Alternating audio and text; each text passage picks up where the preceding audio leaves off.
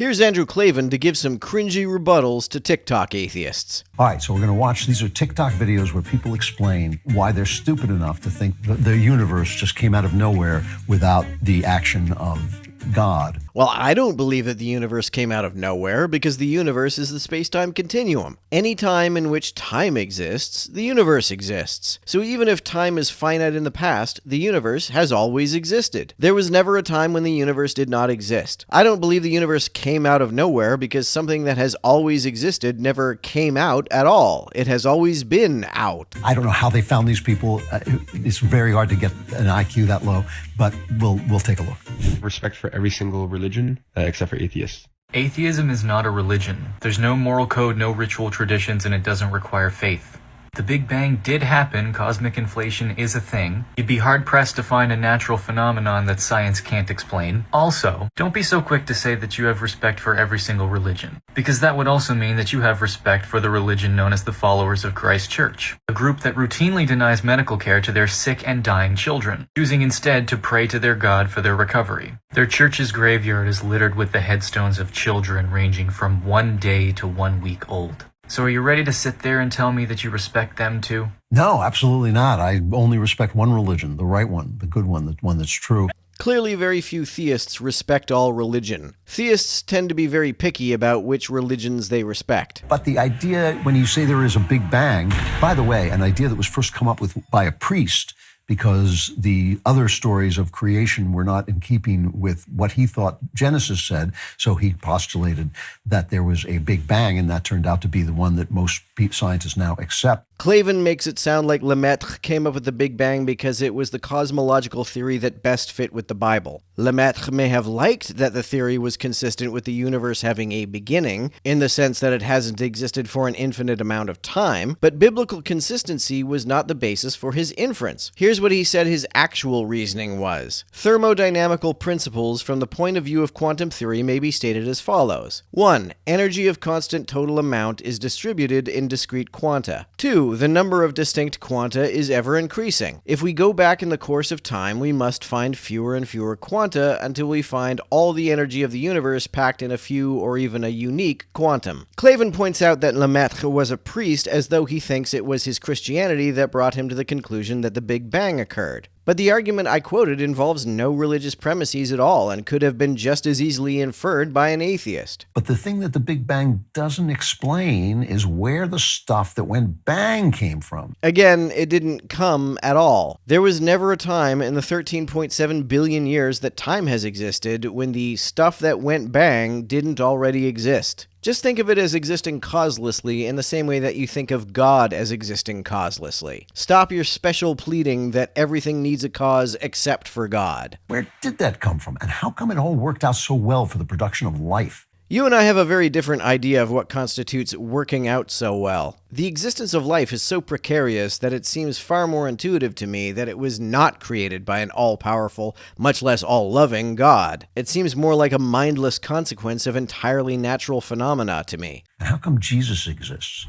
I've got you there, my friend. I've never heard "how come Jesus exists" as a gotcha question before. I don't see Jesus currently existing anywhere, and even if he did exist at some point, I don't see why that requires a God to explain any more than the existence of anyone else. Even if he performed all of the miracles that the Gospels attribute to him, that still wouldn't be evidence of something as self-contradictory as the existence of a timeless, spaceless, disembodied mind. So I did like the supercilious tone, though. You only get that from atheists. You know, Christians tend to be humble. They sort of understand that they're sinners, they're broken. You know, the real, true Christians, they tend to be, you know, understand that we're all sort of in this kind of soup that Jesus gets us out of. But the atheists, they have that smugness, that superciliousness that just makes you want to take their nose and twist it around. So that is an advantage that atheists have, if you want your nose twisted around. Ah yes, as we all know, Christian apologists never appear insufferably smug at all. I've got you there, my friend. All right, let's hear another. Here are 3 logical reasons why not believing in God, aka Sky Daddy, is actually beneficial. Number 1, that God only exists inside of your mind and is a reflection of how you see yourself. So how judgmental you perceive this God to be is how judgmental you are. Which leads us to number 2, that it reinforces believing that thoughts are the truth, which is literally the experience of hell. Your thoughts about yourself, about reality, are always f***ed. They're never, ever, ever the truth. And number 3, if you get triggered when someone says Sky Daddy doesn't exist, you're pretty fragile. And it's funny because if it is an all-powerful, all-knowing being, why the does he need you to defend him? I love the certainty, people with faith, they have faith because they know that they don't know, but they have become convinced and they take the little leap of faith past the axiomatic truths that lead them to God. How could axiomatic truths lead you to a self-contradictory concept? And what are these axiomatic truths specifically?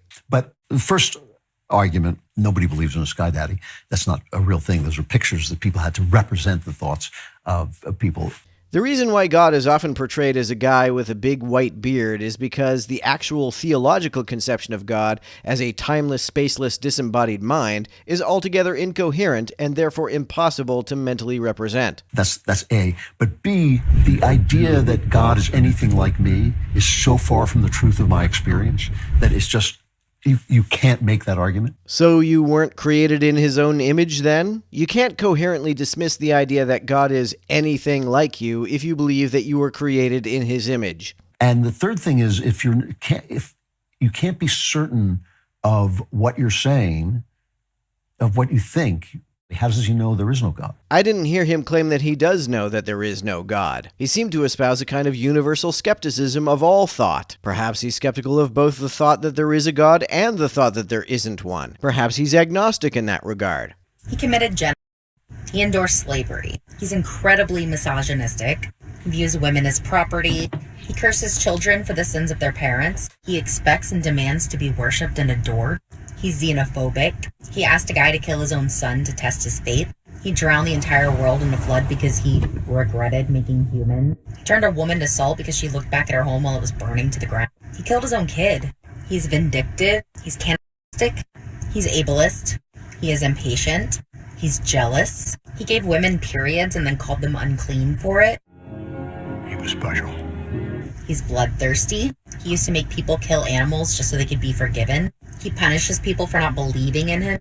He created Satan. He used to make women marry men who assaulted them. The Crusades. I hate that.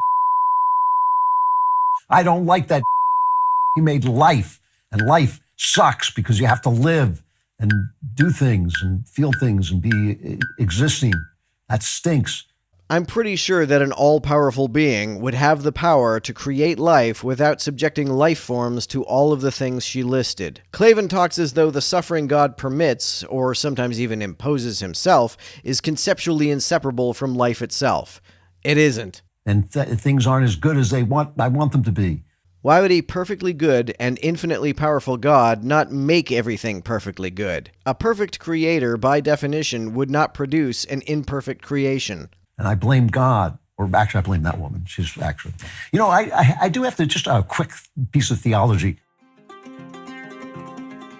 When she said that he tested a guy's faith by making him sacrifice his kid, meaning the binding of Isaac by Abraham. He told Abraham, sacrifice your child. And then at the last minute, he told him, no, I'm going to replace your child with a ram and you can sacrifice that instead. Everybody was sacrificing babies. And so he was teaching Abraham how to use symbolism to please God. And ultimately, he taught us that we don't need to sacrifice. We don't need to sacrifice anything. So it's people who are a little slow to learn. It's not God who's slow to teach. So the reason why God asked Abraham to sacrifice his own son was because Abraham was so slow that this was the only way he would learn to not sacrifice anyone? That's a pretty harsh burn on Abraham, but it also implies that this all-powerful God did not have the power to teach someone as slow as Abraham without traumatizing both him and his son. All right, but, I'm sorry she's so angry, and she's probably on having her period. That's probably what's bothering her. Remember when Klavan said that atheists were always the smug ones? If I tell my wife, if you don't love me, I'm going to set you on fire, am I a loving, good husband? If you set her on fire, then you never loved her to begin with. And if God sends us to hell, he never loved us to begin with. Wrong. Okay. Well, first, God doesn't send us to hell.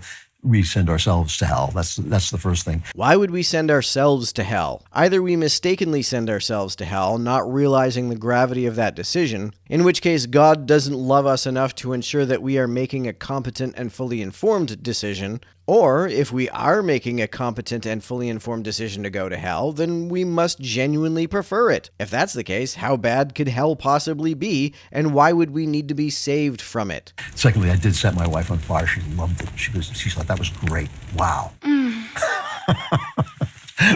Who is the audience for this? Are there really Christians who enjoy watching this creepy, skeezy video?